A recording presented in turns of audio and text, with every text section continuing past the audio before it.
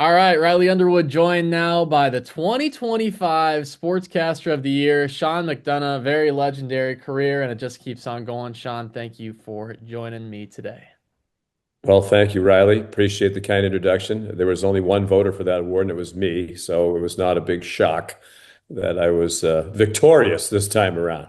Yeah, well, tell me a little bit more about that because I know that meant a lot to you, winning the Sportscaster of the Year. I mean, that's only the best of the best get to win that. So tell me how you learned about that and just what you were feeling in that moment. Yeah, it's a wonderful honor. It's put on by the National Sports Media Association, which is a large organization of people all over the country in all 50 states. And they honor not just the national sportscaster and sports writer of the year, but they also honor the sports writer and sportscaster of the year in each of the 50 states. So there's a lot of people who are voting. There's also a Hall of Fame component to it. So it's your peers, which is what makes it most meaningful to me, that people who do this for a living at a very high level think that I'm worthy of it is really humbling and flattering and everything at the same time. And yeah, as you know, I was a finalist several times. I made a joke about being the Susan Lucci of the award, which you probably don't even know who that is because I always think yeah, everything was 10 minutes ago and it was a long time ago, but she was a great soap opera actress who was nominated, I think, for a daytime Emmy 18 or 19 times and didn't win, and then she finally won. So I made a joke about I kind of was feeling like Susan Lucci because I had been one of the 10 finalists a number of times and never won. And I was always okay with it because great people, as you said, win. It's the greatest of the great of all time. That's what really hit me when I went back and looked at who's won it and back to the 1950s. It's really some of the all of them are all-time great. So anyway, sorry to ramble on, but yeah, it was a wonderful honor. I found out about it in our production meeting the day of the Sugar Bowl.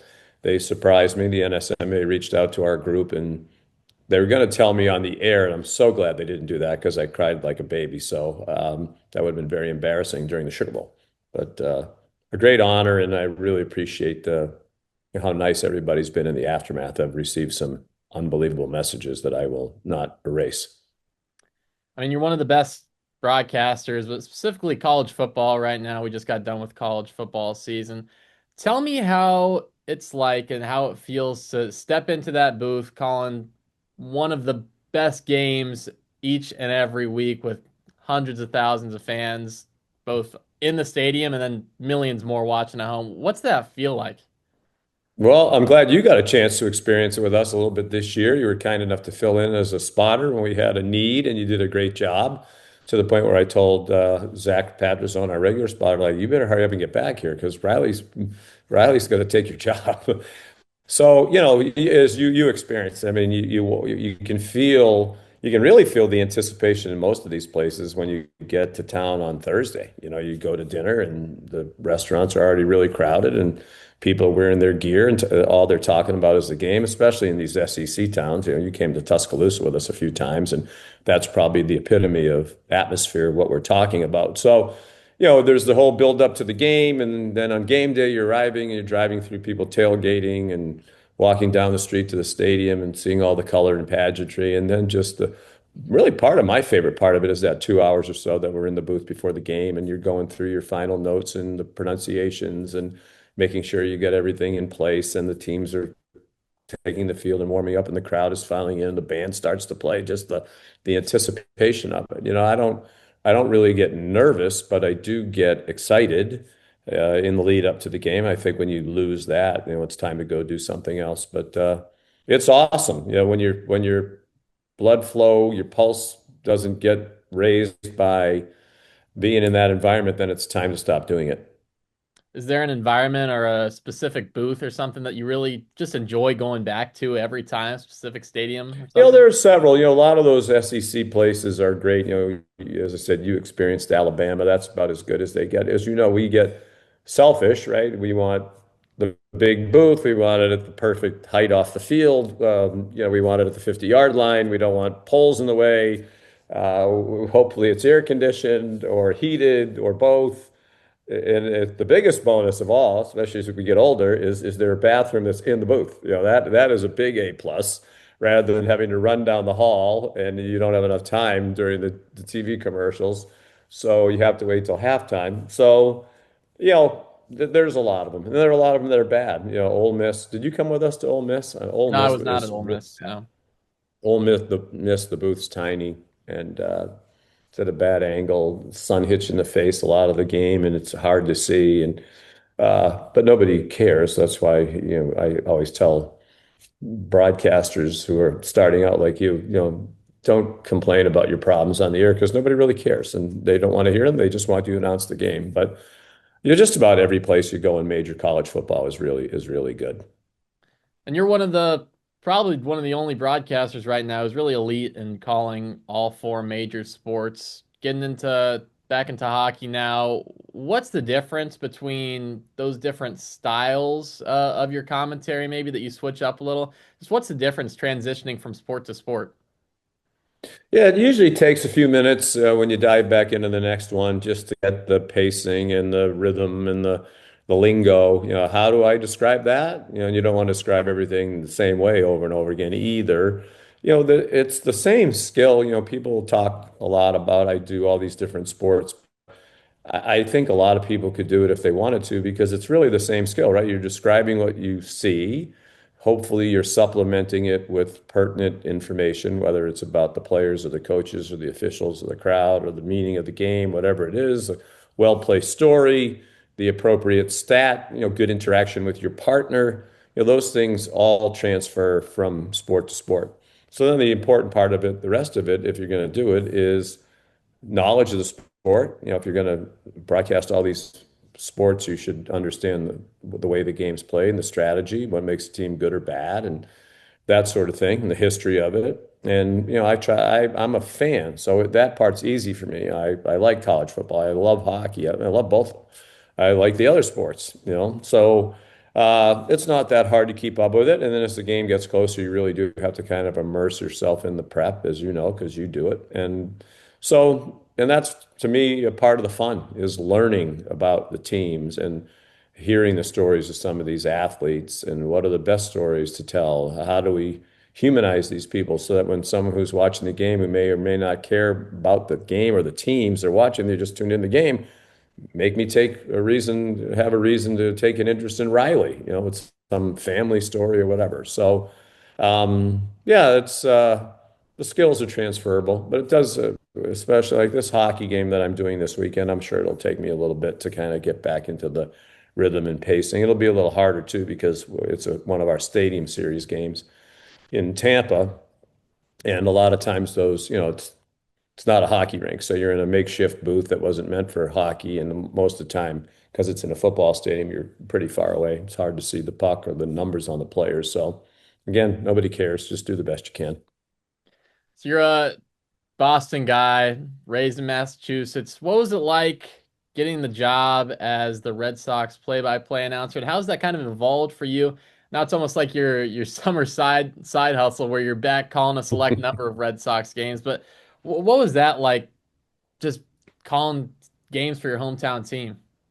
That was awesome. When I was a little kid, knew at a very young age that this is what I wanted to do. That was my dream job, was being the announcer for the Red Sox. My dad was a sports writer for the Boston Globe. I used to go to spring training with him.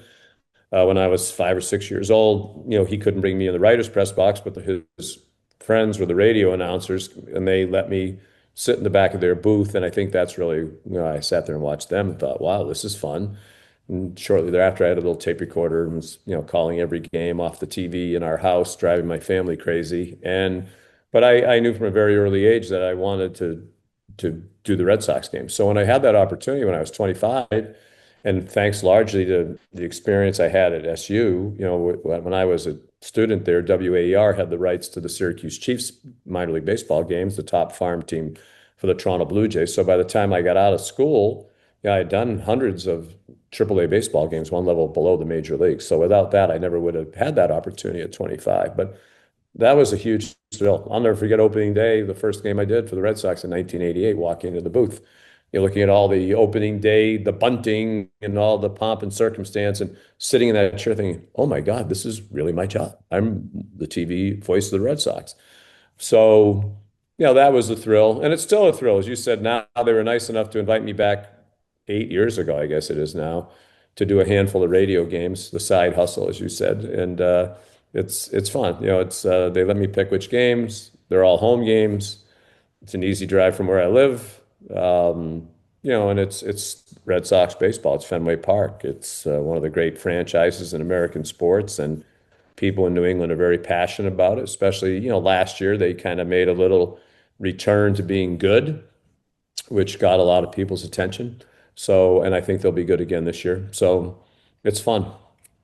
And talking about the Blue Jays, I mean, the Chiefs aren't the only reason you're familiar with them. Became the youngest broadcaster to ever call the national TV broadcast of the World Series in 1992. Of course, Toronto won, then won the next year when you were also on the call. And this year was the chance And they you had were a to, long way from being alive, which yeah. makes me feel very old, but that's okay.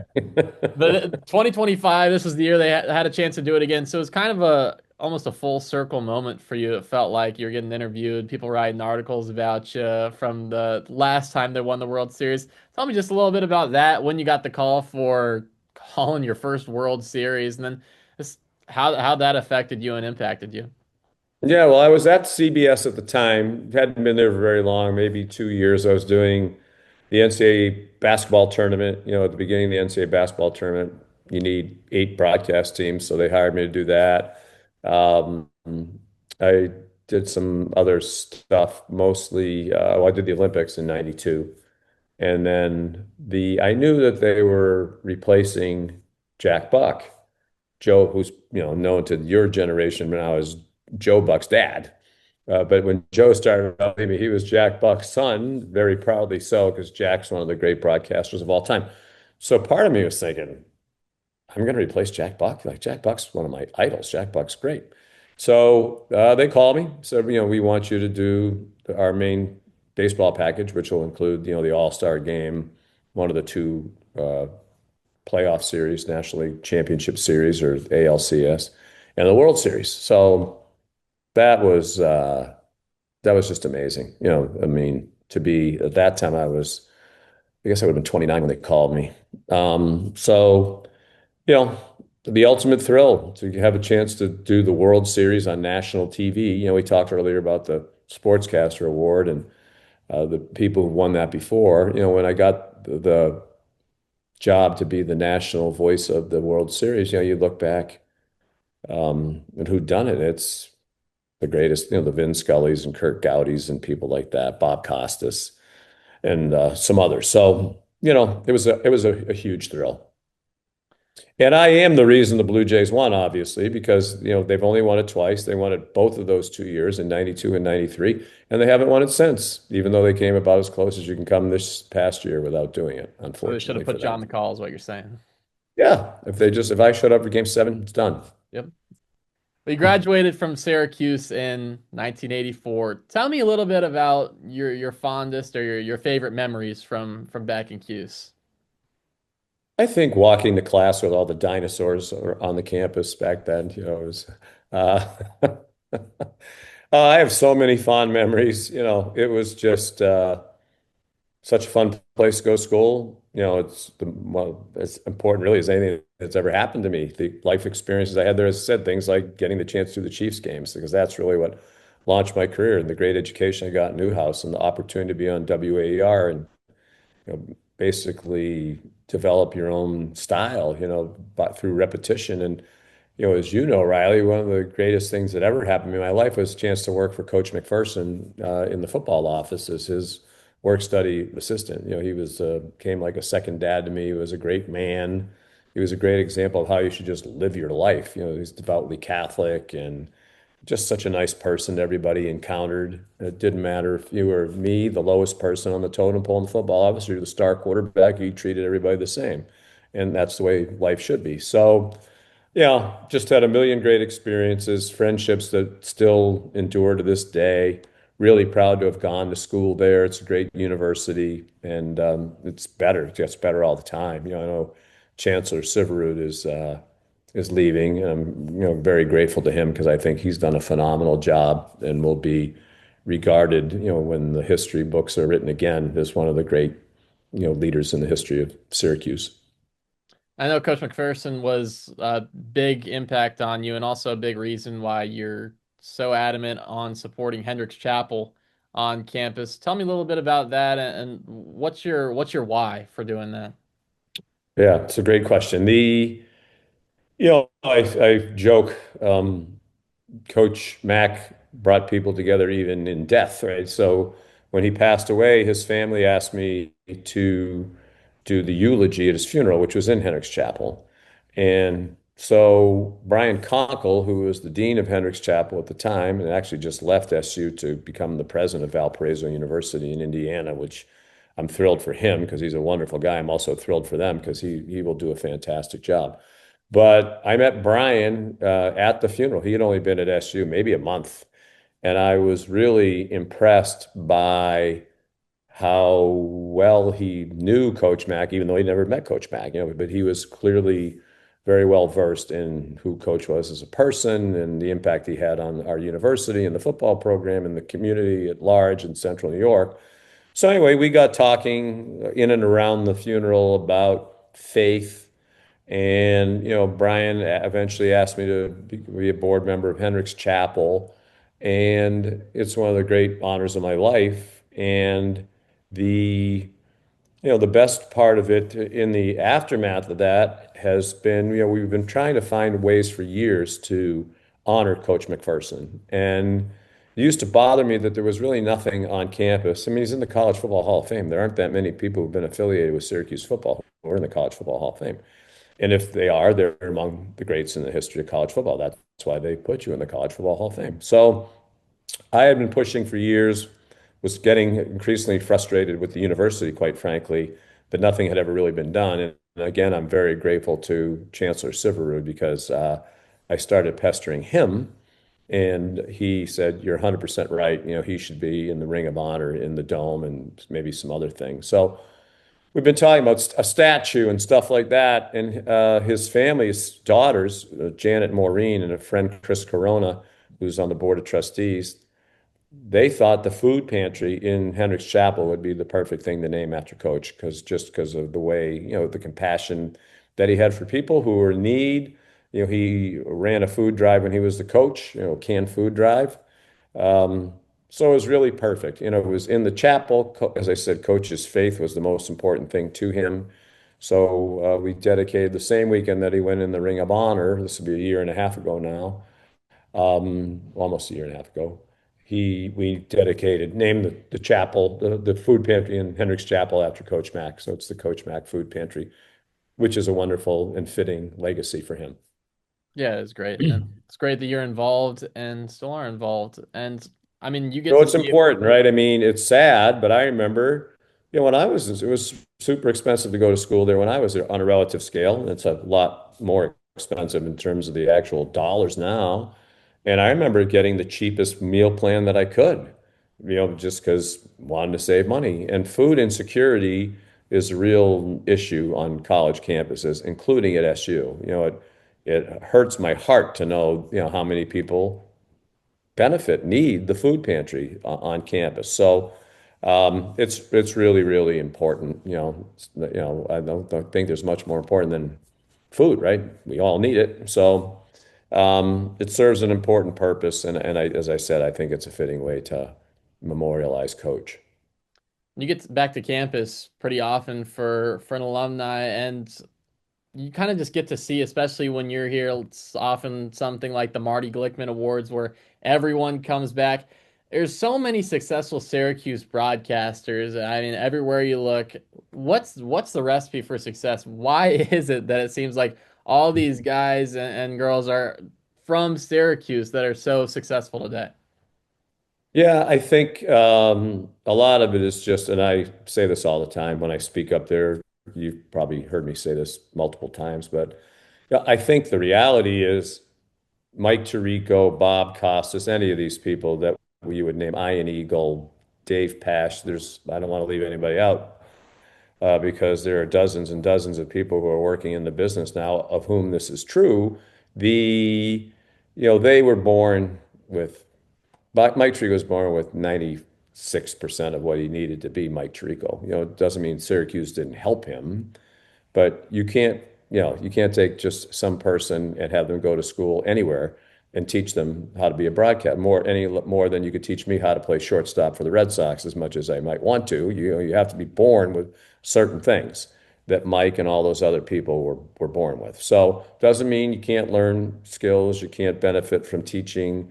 But the most important thing is, getting on the air like we did at WAER and calling the games and the repetition and developing your own comfort level and style and phraseology and everything else. So that was the biggest benefit of going to Syracuse. But yeah, I think the biggest reason that there's this long line now is the university attracts, really sharp candidates coming in.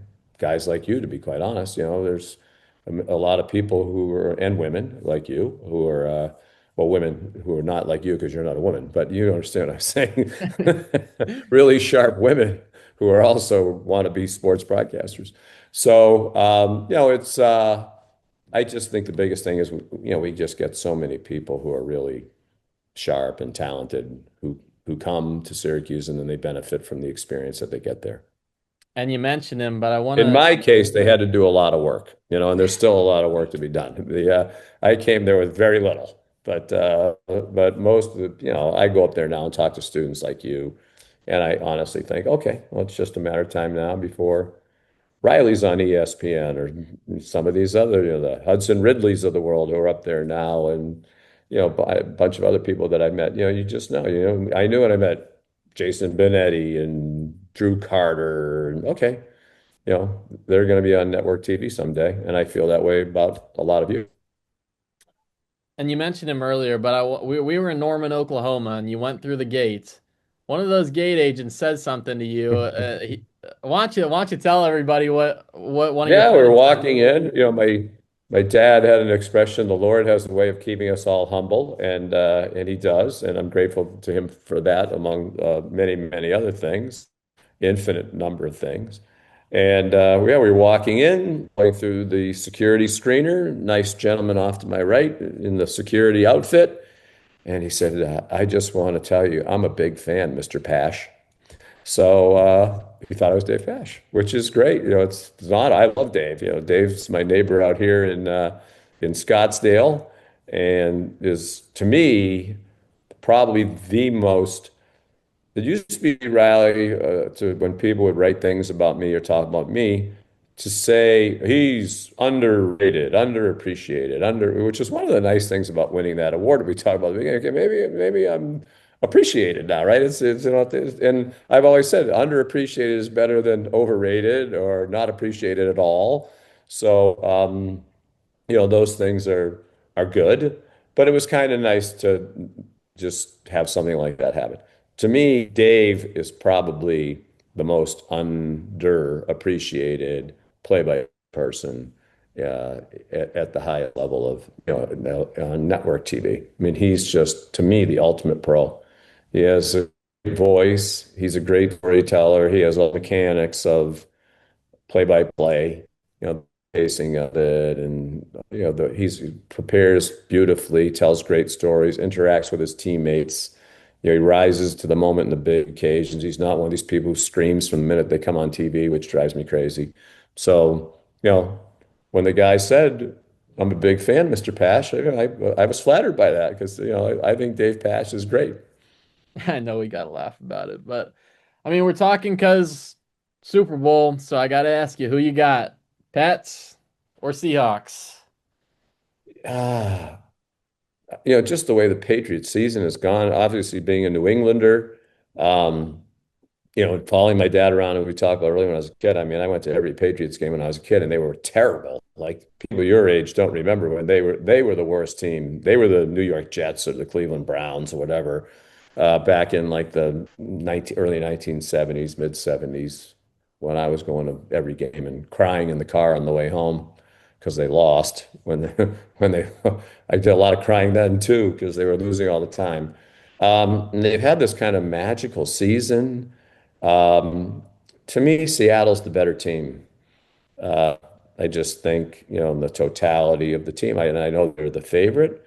So, my football mind would say Seattle's going to win. Um, But there's just something about everything good seems to happen to this Patriot team. They just find a way to win. Some of it's been good fortune. I mean, they play the AFC Championship game and Bo Nix breaks his ankle like on the last play of the game before they're going to play them. Cincinnati earlier in the year, and Joe Burrow didn't play, and Jamar Chase was suspended for one game, I think, because he spit on somebody the week before.